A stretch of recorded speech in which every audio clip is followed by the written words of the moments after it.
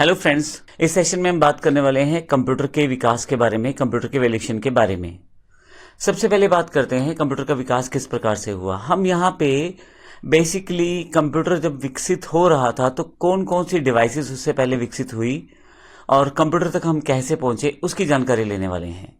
मैं आपको बता दूं, इसमें काफ़ी सारे क्वेश्चन पूछे जाते हैं एग्जाम में और आपको यहाँ पे कुछ चीज़ों का ध्यान रखना है कि कौन सी सदी में आविष्कार हुआ, कौन सी मैकेनिकल डिवाइस है, कौन सी इलेक्ट्रॉनिक डिवाइस है, किस कार्य में आती थी, ये सब चीज़ों का आपको ध्यान रखना है।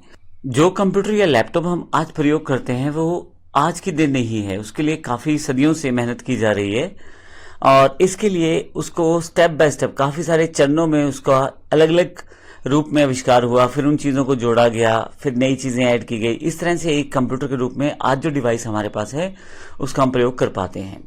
तो कंप्यूटर के विकास में सबसे इंपॉर्टेंट और पहला नाम एबेकस का है। यह कंप्यूटर के इतिहास का सबसे पुराना डिवाइस है। हालांकि ये बिल्कुल कंप्यूटर से मैच नहीं करता, यह एक मैकेनिकल डिवाइस होता है जिसमें एक तारों का फ्रेम होता है। इसे चाइना में 16वीं सदी में आविष्कृत किया गया था, यानी कि इसे बनाया गया था 16वीं सदी में चाइना में। अगर आप बच्चों के लिए एक स्लेट देखें तो उसमें तारों में बिट परोए रहते हैं जो आजकल भी मार्केट में मिल जाती है। कुछ इसी तरह का यह डिवाइस था एबेकस, जिसमें बिट्स रहते थे, छोटी छोटी गोलियां रहती थी तारों में। आप एबेकस का प्रयोग कैलकुलेशन करने में कर सकते थे, जैसे जोड़ने में, घटाने में, गुना करने में। और ध्यान रखिएगा ये मैकेनिकल डिवाइस था, अर्थात इसमें कोई भी इलेक्ट्रॉनिक तार वगैरह लगाने की जरूरत नहीं थी। यह एक मैकेनिकल डिवाइस था जो आप नॉर्मल प्रयोग कर सकते थे बिना किसी बिजली के। इसके पश्चात जैसे अबेकस आविष्कृत हुआ उसके पश्चात 1617 में एक नेफियर बोन ने अलग से डिवाइस बनाई।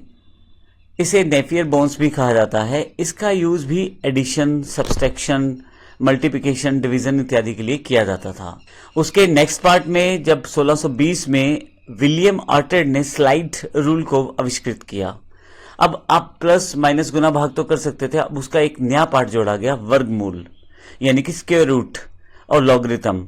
इसके अलावा ट्रिग्नोमेट्रिक फंक्शंस, इन सब के लिए आप स्लाइड रूल का प्रयोग कर सकते थे। विलियम ऑर्टेड ने 1620 में इसका आविष्कार किया था। अब ध्यान रखिएगा, आपसे अगर जो क्वेश्चन पूछा जाता है वो ये पूछा जाता है स्लाइड रूल में क्या क्या चीजें की जा सकती हैं। उसमें आपके पास ऑप्शंस दिए जाएंगे, आपको इन चीजों का ध्यान रखना है। अगला हमारे पास है पास्कल कैलकुलेटर। ब्लेज पास्कल ने एक मैकेनिकल डिजिटल कैलकुलेटर का आविष्कार किया 1645 में। अब यह मैकेनिकल और डिजिटल प्रारूप था, अर्थात कुछ इसको बिजली चाहिए थी और कुछ यह मैकेनिकल डिवाइसेस के साथ मिलकर काम करता था। काम ये बेसिक ही कर पा रहा था, जैसे जोड़ना, घटाना, यानी कि एडिशन, सब्सट्रैक्शन इत्यादि। लेकिन मुख्य बात यह थी कि एक मैकेनिकल प्लस डिजिटल कैलकुलेटर था। इसके पश्चात एक मैकेनिकल कैलकुलेटर लाइबनिज ने आविष्कृत किया 1671 में, जिसका यूज फिर से एडिशन, सब्सट्रैक्शन, मल्टीप्लिकेशन, डिवीजन के लिए किया था। लेकिन कहीं ना कहीं थोड़ा सा फास्ट था ये और काम करने की गति इसमें बढ़ गई थी और काउंटिंग इत्यादि आप बड़ी फास्ट कर सकते थे इसमें। नेक्स्ट जो पार्ट है Charles Babbage. Charles Babbage computer के पिता कहे जाते हैं। मैं आपको ये भी बता दूं कि कई बार ये क्वेश्चन कई एग्जाम्स में और कई जगह पूछा जाता है। चार्ल्स बेबेज ने 1822 में जो मशीन बनाई थी उसे डिफरेंस इंजन कहते थे। अब बेबेज का कंप्यूटर के विकास में बहुत बड़ा योगदान है, तभी इन्हें कंप्यूटर का पिता कहा जाता है। आप विभिन्न बीजगणितीय वर्णों का मान 20 दशमलव तक आसानी से ज्ञात कर सकते हैं और वो बिल्कुल एक्यूरेट, अर्थात यह मशीन जो आपकी कैलकुलेशन करती है वो 20 डेसिमल प्लेसेस तक कर सकती है और बिल्कुल सही कर सकती है। और इसकी एक प्रॉब्लम ये थी कि उस वक्त ये मशीन जो थी भाप से चलती थी, अर्थात इस बड़ा इंफ्रा, एक बड़ा प्रोसेस और एक भाप, यानी कि इसको चलाने के लिए आपको स्टीम की आवश्यकता होती थी। लेकिन उन दिनों में नॉर्मल व्यक्ति तो इसका प्रयोग बिल्कुल नहीं कर सकता था, क्योंकि साइज भी बड़ा और इसके लिए रिक्वायरमेंट्स भी ज्यादा। लेकिन फिर भी कमर्शियल एरियाज में इसका यूज होना शुरू हो गया, जैसे डिपार्टमेंट, पोस्टेज डिपार्टमेंट है या रेलवे डिपार्टमेंट है, बीमा डिपार्टमेंट है, इन कमर्शियल एरियाज में इसका प्रयोग करना शुरू किया गया। इसके पश्चात एनालिटिकल इंजन का आविष्कार हुआ। चार्ल्स बेबेज ने यह मशीन तैयार की में अब इनपुट, आउटपुट, स्टोरेज भी अवेलेबल थी, कंट्रोल भी था। इन सबको मिला के एक मशीन आविष्कृत की गई जो ये कह सकते हैं कि आज के कंप्यूटर का एक बेसिक टेम्पलेट कहा जा सकता है, एक रफ प्रोसेस कहा जा सकता है, जिसमें आप मैथमेटिकल कार्य कर सकते थे, बल्कि अपनी जो आउटपुट आई है उसको स्टोर भी कर सकते हैं। उसको स्टोर भी कर सकते थे, और यह ऐसा पहली बार किसी डिवाइस में किया गया था। इसलिए मैंने पहले बोला था कि चार्ल्स बेबेज को कंप्यूटर का पिता कहा जाता है, क्योंकि यह मशीन जो थी अब थोड़ा सा आगे आ चुकी थी, जिसमें आपके पास इनपुट अवेलेबल थी, प्रोसेस आउटपुट अवेलेबल थी, स्टोरेज अवेलेबल थी, कंट्रोल अवेलेबल था। इन सब चीजों को बांट के एक इकट्ठा प्रोसेस तैयार किया गया, जिसमें अब मैथमेटिकल कार्य के अलावा भी आप स्टोरेज के रूप में अपनी आउटपुट को स्टोर कर सकते थे। नेक्स्ट जो था टेबुलेटिंग मशीन थी। 1880 में हार्मन हॉर्लेथ ने इसका आविष्कार किया था। यहाँ पे थोड़ा सा डिफरेंस इसने ये किया कि इंफॉर्मेशन को स्टोर करने के लिए पंच कार्ड का प्रयोग किया।